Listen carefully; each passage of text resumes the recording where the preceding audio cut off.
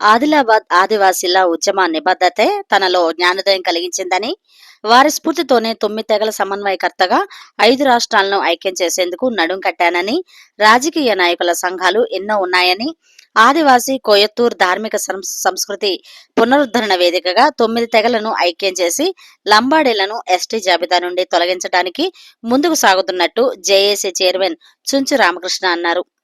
ఏపలగడ్డ దండోరా ఉత్సవాల్లో పాల్గొన్న ఆయన మాట్లాడుతూ ఆదివాసీ 9 తెగల స్థితిగతులను కండ్ల కట్టినట్టుగా వివరించారు.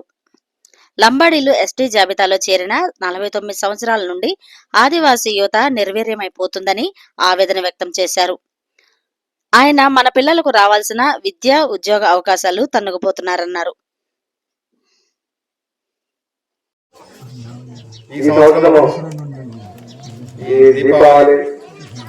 సందర్భంగా దండారి ఉత్సవాలు చాలా పెద్ద ఎత్తున హైదరాబాద్ లో ప్రతి గుడిలో కూడా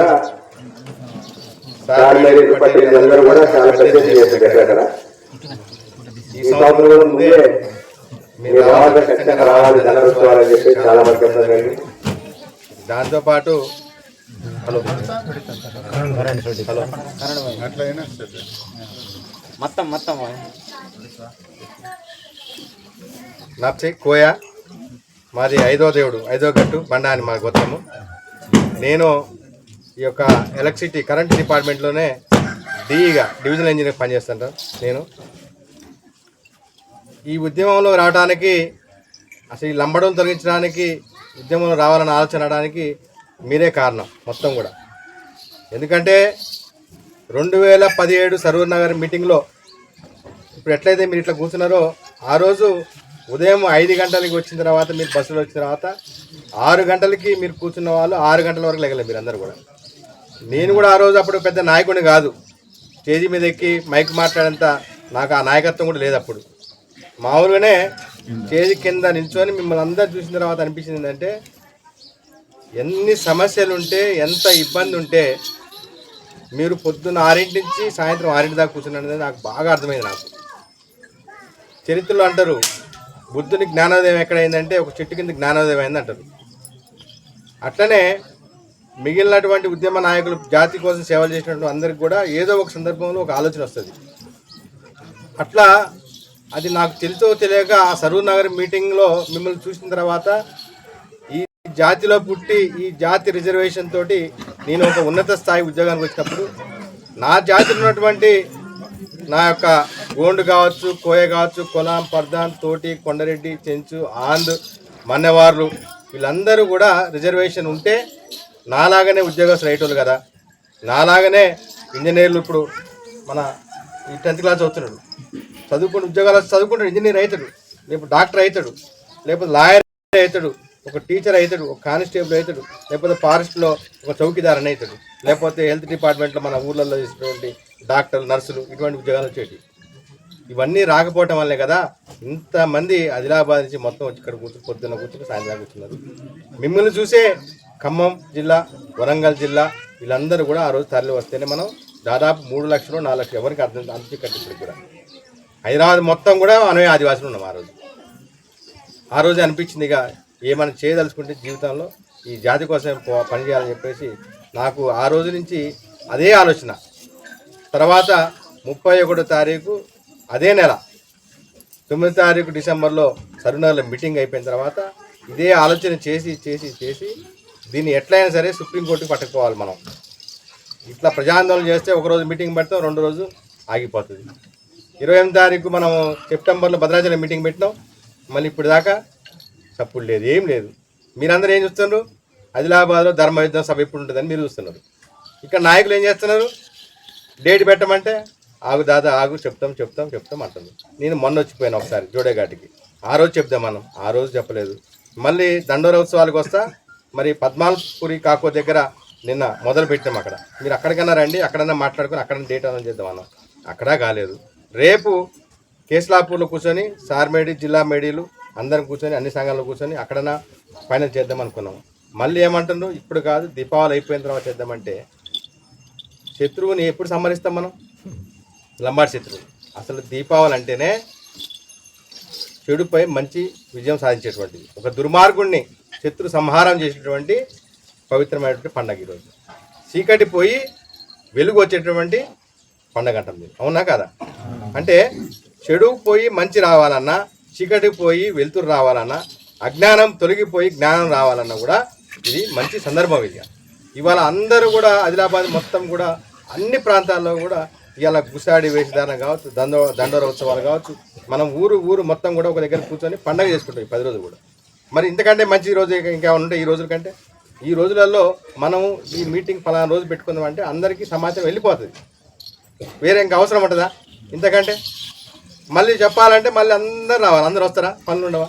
పొలం పనులు ఉండవు. మళ్ళీ పత్తి ఉన్నది, మనకి వర్షాలు వచ్చి ఖరాబ్ అయింది, మొక్కజొన్న ఆరబోసినాం, అది బూజు వస్తుంది, దాన్ని ఏరుకోవాలి, మొత్తం శుభ్రం చేసుకోవాలి, మిగిలిన అన్ని పనులు చేసుకోవాలి, మళ్ళీ పిల్లలు స్కూళ్ళకి పోవాలి, ఉద్యోగం ఉన్నాడు ఉద్యోగం పోవాలి.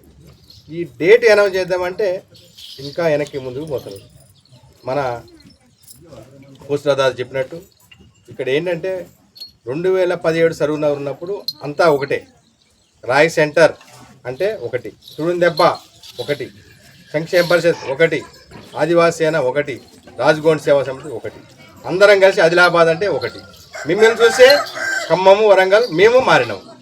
ఇవాళ ఖమ్మం అంతా ఒకటి చేసి భద్రాచలంలో మరి ధర్మయుద్ధం పెట్టి పేరు. ధర్మయుద్ధం అంటే ఏంటిది? పాండవులు కౌరవుల పైన పోరాడినటువంటి యుద్ధం అది. వాళ్ళు 1000 మంది, 100 కౌరవులు, పాండవులు 5. ఎవరు గెలిచిండ్రు? ధర్మం గెలిచిందా? ఇవాళ మనం 10 లక్షల మంది, వాళ్ళు ఎంతమంది?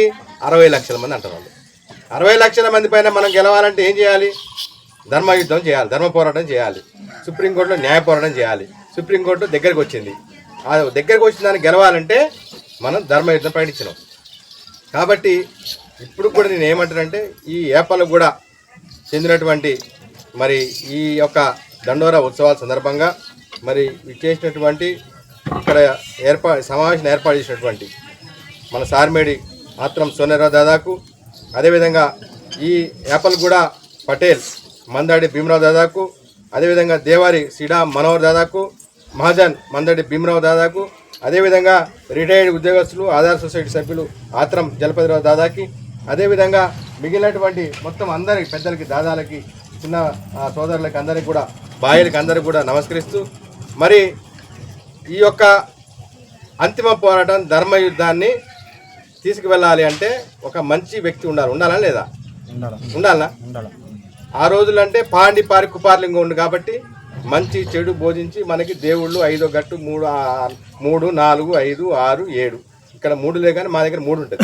1, 2 ఉన్నాయి, 11 దాకా మధ్యప్రదేశ్ దాకా ఉన్నాయి. మన ఎంత కోయత్తూరే, గోండ్ అయినా కోయ అయినా ఎవరైనా సరే మధ్యప్రదేశ్ దాకా మనం అంతా కోయత్తూరు వాసి, అవునా కాదమ్మా?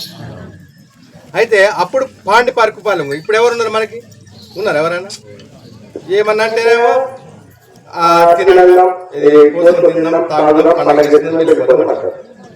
ఎవరైనా మంచిగా చెప్తాం, మంచిగా పూజ చేద్దాం, నైవేద్యం పెడదాం, మనకి పండిన ఒడ్లు ధాన్యాలు దేవుడి దగ్గర పెడదాం, మనకి ఆయుష్ ఇస్తుంది, మన జంతువులను కాపాడుతుంది, మన అవగా కాపాడుతాడు, మన దేవుడు పెద్ద దేవుడు కాపాడుతూ చెప్తున్నారు మహారాజు మహారాజ్.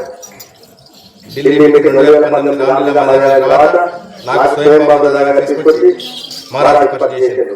అప్పుడు నుంచి ఇప్పుడు వరకు కూడా 5 సంవత్సరాల్లో నాకు తెలియని ఎన్నో విషయాలు, ఈ సంస్కృతి కావచ్చు, ఈ ఆచారాలు కావచ్చు, ఈ మన దేవుడు కావచ్చు, పేరు కావచ్చు, అట్లనే ఎక్కడెక్కడ మన కోరుకున్నామో అటు మన మహారాష్ట్రలో